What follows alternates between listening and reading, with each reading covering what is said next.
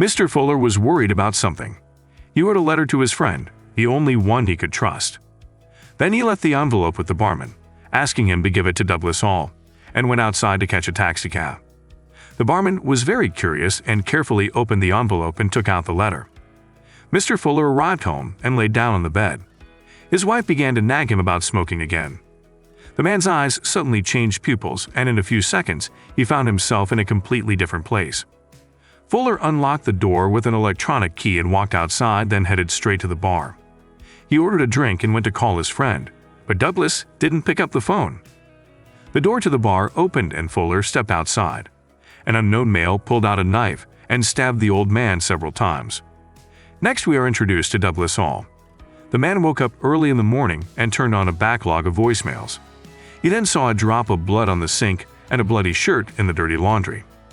One of the messages was from a detective who wanted to meet with Douglas. The man went to the police station. The detective took Mr. Hall to the morgue to identify the elderly man's body, after which he asked several questions. Who was Fuller to Douglas? Did the old man have any enemies? Then they went to Douglas's workplace. The man showed Fuller's workplace as well as his apartment, which was in the same building. In the apartment was Fuller's daughter, whom Douglas had never heard of before. Leaving the girl in the detective's company, the man left the apartment. At the workplace, he talked to programmer Jason, who admitted that while Douglas was on a business trip, Fuller often connected to the system, although the first scheduled launch was to be only a week later. Later, a detective came to see Jason. He became curious about how the simulation worked. The programmer explained that the brain connects to the system, and the mind is transferred into the created character in the virtual world. Douglas met Fuller's daughter, whose name was Jane. The girl told him that she had flown in from Paris because her father had called a few days earlier to sell the company. Douglas was very surprised, as he thought that the old man had told him everything. Later, the girl met with the lawyer. He told her that her father had changed his will before his death, and now the head of the company would be Douglas Hall, not Jane Fuller. When the detective learned about this, he immediately had questions for the new head of the company, as this was already a motive. The cop also learned that Douglas flew in from a business trip at 10:30 at night, and Fuller was killed at midnight. Douglas had plenty of time to kill his boss. Plus, Fuller called Douglas before he died. After the detective left, the man turned on his voicemail. There was one unheard message from Fuller in which the older man said he had found something incredible. With Jason's help, Douglas had hacked into the boss's files and found out who he was in contact with in the system. And despite the programmer's entreaties not to do it, Douglas went into the simulation. He took the place of his character, who was currently working in a bank. Citing indisposition, he left the workplace. Douglas had only 2 hours to find the message Fuller had left on the system, because staying too long in the simulation could even lead to death. Douglas was amazed at the world he had been directly involved in creating. The man was in New York City in 1937. Douglas caught a taxicab and went to the character that Fuller was loading into. He was shocked to see Fuller alive and could not believe his eyes. It was only during the conversation that he realized it wasn't his boss, but just a simulation character. Douglas also decided that it was unlikely that Fuller had left a message with his own character and drove on.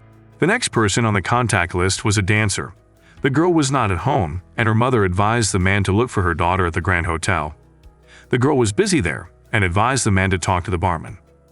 Douglas asked the barman if Mr. Fuller had left a letter or a note for him, to which he replied, alas, no.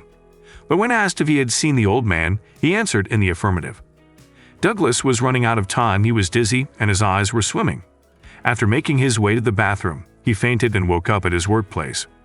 When Douglas' character came out of the restroom, he was called by a barman. The man said his name was not Douglas, but Johnny, and then confusedly asked where he was.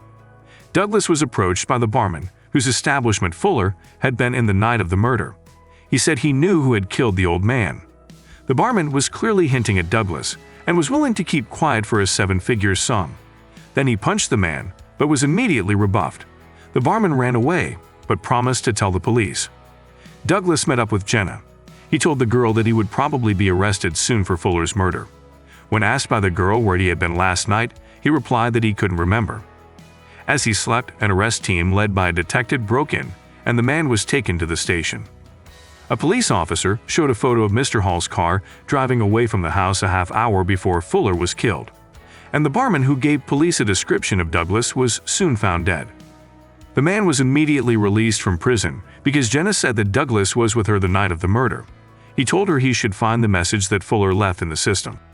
This time he was doing everything alone, and in his haste he forgot to turn on the 2-hour timer. Once in the simulation, the first thing Douglas did again was go to Fuller's character.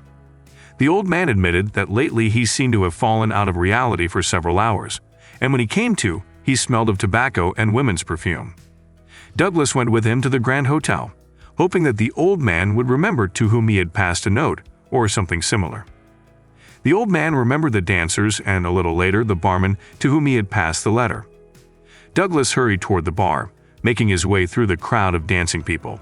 He lost sight of the barman, but soon spotted the man running away and rushed after him. He found the barman in the basement, but he was armed with a revolver. The blond man said he read the letter, and did as it was written. He took a deserted road and drove in one direction for a very long time, disregarding signs and warnings. Soon he reached the edge of the land. Then the barman shot Douglas twice, but the man managed to hit the barman and, limping, ran away. He glanced at his watch.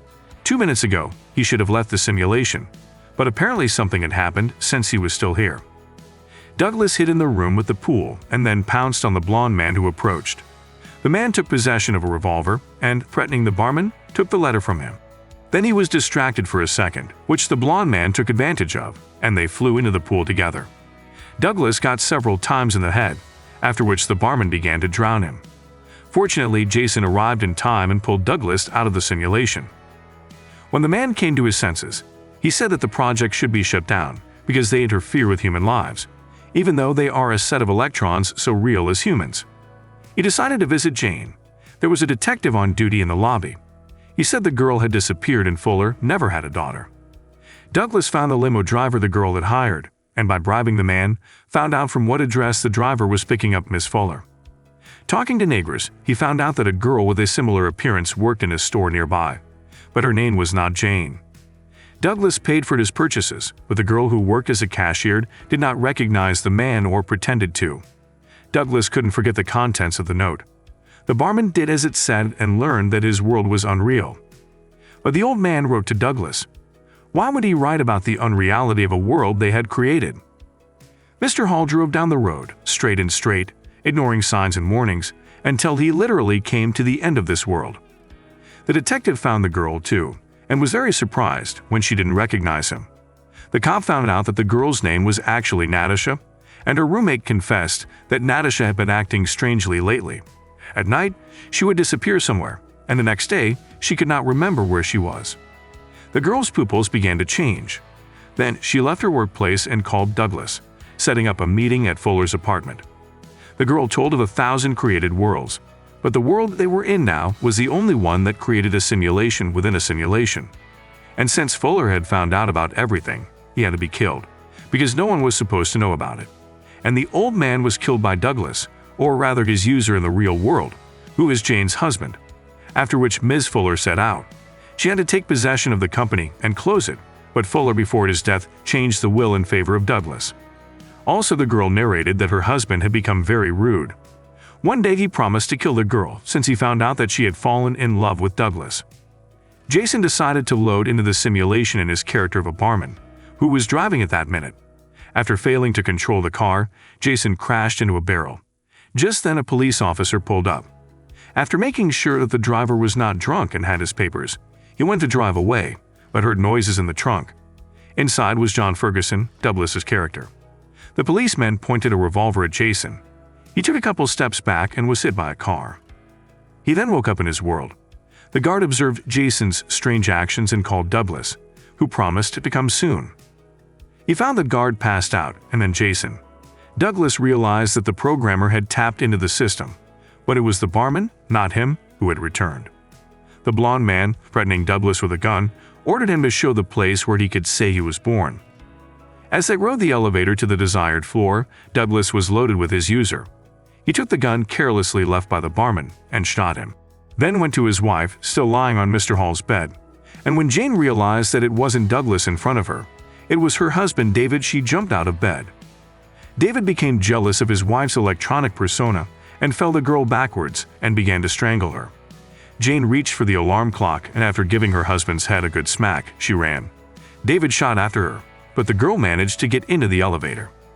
She went down to the first floor, but the doors of the building were locked.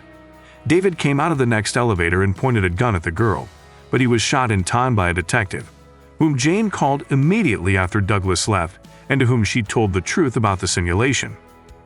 The detective asked her and everyone involved to never come back here again, but to live in their own world. After David's death, Douglas returned to the real world. The girl showed what the real world looked like, where her father, who was a prototype for Fuller, lived. That's all for today. What do you think of this movie? Write your opinion in the comments. Don't forget to like it and subscribe to the channel if you want to see more such videos.